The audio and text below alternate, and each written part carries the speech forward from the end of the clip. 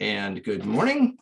So the following Zoom session is being recorded and will appear later today on my YouTube channel, Math with Mayo. Therefore, when you participate in the Zoom meeting, if you do not wish for your picture or your name to be made public, please leave the video off and use an alias name.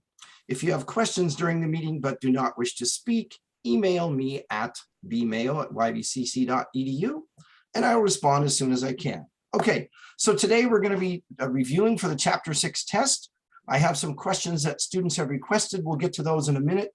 But first of all, I have another announcement or whatever I want you to look at here.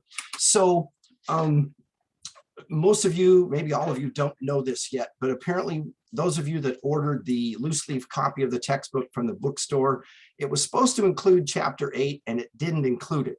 My intent was, and still will be, to email out to you the Chapter 8 material right about the tail end of Chapter 7. So it'll come in an email form, a PDF file. However, Cengage, the company that produces it, is going to swap out with people that want to give you the correct version, but you need to go to the bookstore. Anyway, you can see this message here. And it's going to be recorded, so if you want to check back later and look at the video to see it again, but if you want to get the Chapter 8 not in a PDF file, then you need to swap it out with a bookstore. But if you're okay with it, then don't worry about it. Like I said, I'll be emailing that out. I will also, can't talk. I will also be emailing out this message to everybody just as a reminder. Okay, so now let's go on and take a look at questions that people requested for review. And first of all, let's see here, I'm going to share the Webassign screen. This is from 6.8, number 9. It says the area of the numbered triangle on a shuffleboard court is 12 square feet. The height is 2 feet more than the length of the base. Find the length of the base and the height. All right, so we know that the area is 12 square feet and the height is 2 feet more than the base. So the height is 2 feet more than the base. So if we call the base x, the height would be x plus 2. Find the length of the base and the height. Okay, so let's go back here to my whiteboard. And so we're told the area is 12 square feet. The height is 2 feet more than the base. So if we call the base x, the height is x plus 2. The formula for the area of a triangle is area equals 1/2 base times height. So that means 12 equals 1/2 times x plus 2. Okay. Now, I have a couple of choices. I can live with the fraction or I can get rid of it. I'm going to choose to get rid of it because that tends to be what most people prefer. And I can get rid of it now or after I distribute. I'm going to go ahead and get rid of it now. So what I would do is I would multiply both sides by 2. On the left side, I'll get 24. On the right side, I get what? 2 times 1/2 is 1. 1 times x is x. So now I've got x times x plus 2. And ultimately, I get x squared plus 2x. Are we okay with what I just did there? Did I lose anybody? All right. Then we're going to subtract 24. So I've got 0 equals x squared plus 2x minus 24. So there is my equation that came from the area formula. I have a trinomial in standard form, no greatest common factor. The leading coefficient is a 1. It's not a perfect square, so I've got this scenario. Product is -24, sum is 2. How about 6 and -4? So plus 6 minus 4. Okay. Take each factor that contains a variable, set it equal to 0, and then solve that equation. So x plus 4 equals 0. We'll subtract 6. We get x equals -6. X minus 4 equals 0. We'll add 4. We get x equals 4. And as in all the examples I did yesterday, we're dealing with a distance, so the negative value doesn't work. So the base is 4, the height is 4 plus 2 is 6, and the units are feet. So the base is 4 feet, the height is 6 feet. Any questions about that example? Okay, we're going to go back to the Webassign screen and take a look at problem number 15 from 6.8. Find x, the height of the landing ramp. Let a equal 12 and b equal 13. All right, so what we're going to do is we're going to focus on this triangle that's formed by the landing ramp. Okay, so I'm going to reproduce that on my whiteboard screen here in a minute.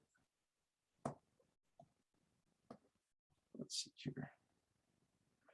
So that's x. We know that a is 12, so the base would be 12 feet. And the ramp is b, so the ramp would be 13 feet. And we're supposed to find the height. So basically, can you see my whiteboard screen? Whiteboard screen now? Okay. So what we've got, the hypotenuse would be the 13, the other two legs, a and b. So using a squared plus b squared equals c squared, we get x squared plus 12 squared equals 13 squared, or x squared plus 144 equals 169. Subtracting 169 from both sides of the equation, x squared minus 25 equals 0. That's the difference of two squares. So we factor it like that.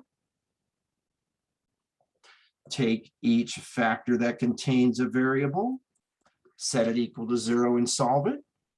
The first equation, subtract 5 from both sides, x is -5. The second equation, add 5 to both sides, x is 5. Again, we're dealing with a distance, so it's got to be the positive value. So the x, or the height, would be 5, and everything is in feet. So the answer would be 5 feet. Okay, now give me a minute to get to another student's questions. Here. Let's see. There. Chapter review.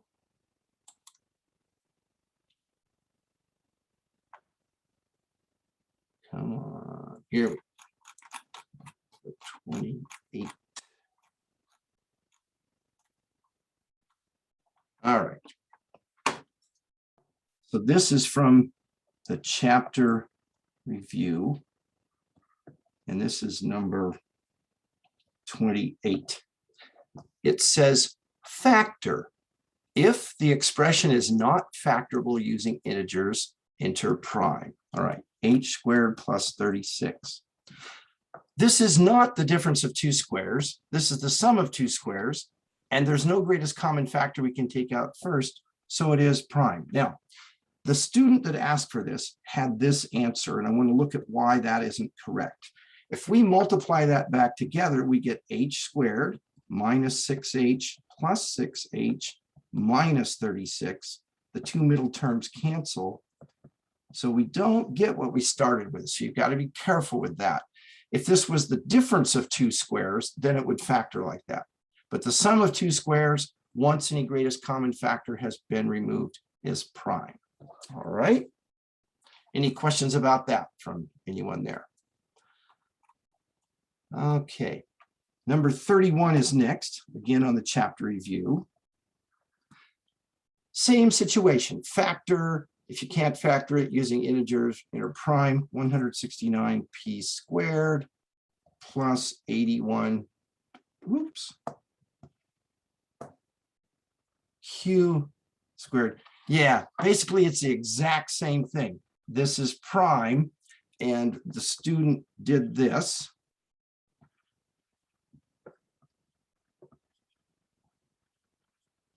But if you FOIL that all together, you get 169 p squared minus 81 p or q squared. So you got to be very careful with that sign there. Sum of two squares doesn't factor once any greatest common factor is taken out. Any questions there? All right, and then finally 41. So this again is from the chapter review number 41. It says solve the equation by factoring. We have 9p cubed equals 9p times p plus 2. Now, the right side of this equation is factored completely, but the left side is not equal to 0. So we basically need to multiply everything back together, 9p squared plus 18p. Then we need to put everything on one side of the equation. I'm going to move everything over to the left.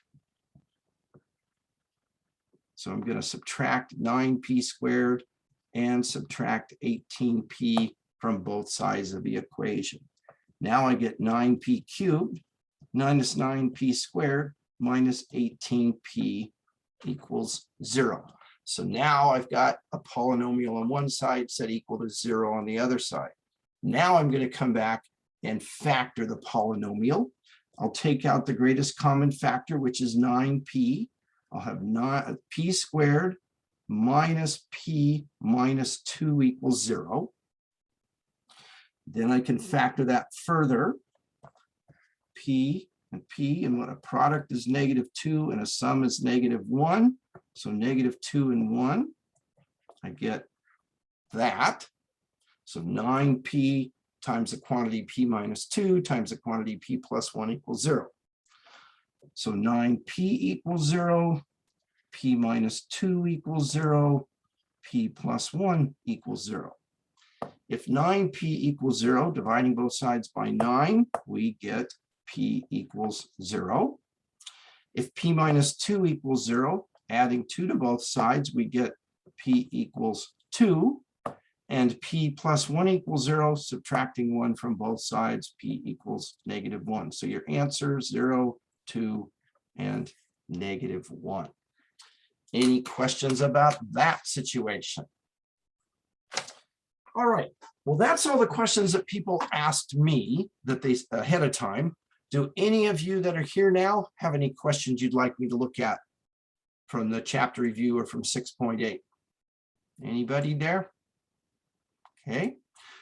Is there anything in general you want me to review? Well, let me just do this then, okay? In this coming test, there's really 3 kinds of situations. There's where you're given a polynomial and it says to factor it. So you go through the process, put it in standard form, take out the greatest common factor. If it's a trinomial, look for a perfect square. If it's not that, if it has a leading coefficient of 1, you split it up a certain way. If it has a leading coefficient of something else, you use grouping or guess and check, trial and check, whatever you want to call it. It's got 4 terms, factoring by grouping. Make sure you've factored it completely. Check your work when you're done. Now, if it's an equation, instead of it saying factor, it should say solve. If it's an equation, you're going to put everything on one side, set equal to 0 on the other side. Take the side that isn't 0 and go through basically like we just did here and factor it completely and set each factor that's got a variable in it equal to 0 and solve it. Okay. Finally, a story problem where you're going to create an equation from a situation. When you've got your answers to the equation, make sure, for instance, if it's involving a distance or time, you can't have a negative answer, so throw those out, okay? Don't do what a student did years ago. I still remember this. So they went through the entire test and they were doing just fine. The last problem on the test involved distance. and they went through and they solved for a given distance, and they had a positive answer and a negative answer. And it was like, oh, the light came on, throw out the negative answer. But then they thought, oh, I can't have any negative answers. So they went back through the entire test and got rid of all the negative answers for just plain old equations. No, no, no, no. It only doesn't work if it's an answer that's applied to a problem where the answer is a distance or a length or a time. That's when you would throw out a negative answer. But if it's just something like, solve this equation and you get two answers, one positive, one negative, keep both of them, okay? All right, so if you don't have anything else, that's all I've got for you. Just a reminder, I will be back tomorrow at 1:15. Excuse me, I'll be back today at 1:15 with an office hour. Tomorrow, there will be no Zoom meeting at 11:30. Basically, on the screen, I'll just put no Zoom meeting, take your test. So if you come in there, that's what you'll see, but there will be no meeting. And so you have until tomorrow night at 11:59 p.m. to finish your test. Couple of things. Remember, once you open the test, the time starts. So it's not like you can start it and come back 3 hours later and finish it. And then again, how does it work in terms of showing your work? On the test itself in Webassign, you don't need to show me any work, okay? You're going to do all your work on paper and then put the answers in. When you're all done with your test, okay, and maybe time has run out, or maybe it has, but you're all done, you've submitted all your answers. If you want the problems that you missed, you can submit to me the work that you did on paper that led to the wrong answers. You can do a scan of it or take a picture of it and email it to me, okay? And I will look it over to see if there's partial credit. Now, I don't want you to change your work that led to the wrong answers. If you go through and correct all your work, I'm not even going to look at it. It's like, no, that's not what I'm asking for. I'm asking for the work that you did that led to the wrong answers. This is very much like if we had a test in class and then I was correcting it, I would go through and the problems that you missed, I'd look to see if I can give you partial credit, okay? But I'm not saying go back and correct your mistakes and turn that in. Again, if you do that, you're wasting your time, all right? Any questions about that? Okay, well, I'm going to stop the recording and I